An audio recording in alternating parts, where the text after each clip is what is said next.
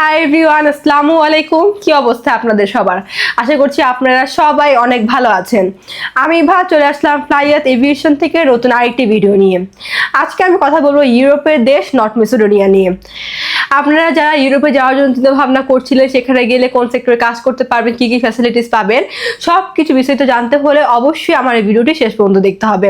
ফ্লাইয়াত aviation আপনার একটি বিশ্বস্ত সহযোগী। এটি একটি সরকারি নিবন্ধিত ট্রাভেল এজেন্সি। ইউরোপের নন সেনজেন কান্ট্রি নর্থ মেসিডোনিয়া এখন যেতে পারবেন আমাদের মাধ্যমে, এবং সেখানে আপনারা তিনটে সেক্টরে কাজ করতে পারবেন: ফ্যাক্টরি ওয়ার্কার, কনস্ট্রাকশন ওয়ার্কার এবং জেনারেল হেল্পার। সেখানে আপনাদের বেসিক ডিউটি টাইম হয়ে যাচ্ছে 8 ঘন্টা করে, সপ্তাহে 5 দিন, এবং এর পাশাপাশি আপনারা ওভারটাইমেরও সুযোগ সুবিধা পেয়ে যাবেন। সেখানে খাবারের খরচটা আপনাদের বহন করতে হবে, তবে থাকার খরচটা সম্পূর্ণ কোম্পানি বহন করবে, এবং এক্ষেত্রে আপনার স্যালারি পেয়ে যাচ্ছেন 500 থেকে 600 ইউরো।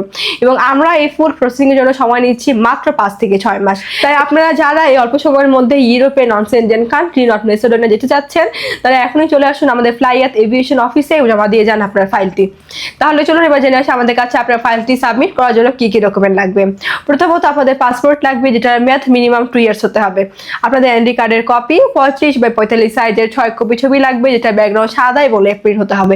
এবং লাস্টে প্রয়োজন আমাদের পুলিশ ক্লিয়ারেন্স। সো অল্প কিছু ডকুমেন্ট হলেই আপনারা অ্যাপ্লাই করতে পারছেন আমাদের মাধ্যমে ইউরোপে নর্থ সেনজেন কান্ট্রি নর্থ মেসিডোনিয়াতে।